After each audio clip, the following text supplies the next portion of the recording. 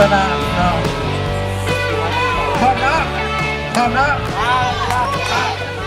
ในทำอิฐในแมนเอ้ยจะสาธิตให้เบิ่งก่อนเนาะแต่ให้น้องๆตั้งใจเบิ่งเด้อว่าคุณเอ้ยเห็นอะไรเห็นเนาะ